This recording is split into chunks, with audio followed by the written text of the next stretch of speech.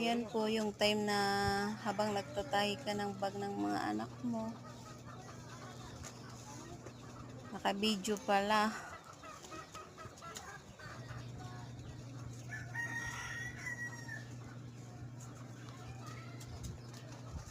Hindi ko alam na ayan po guys na binibidyo ako ng anak ko.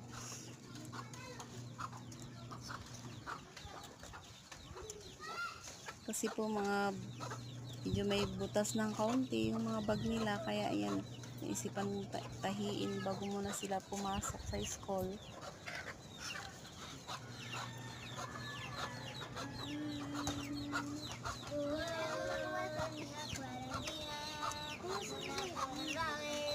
Ayan, mga bag na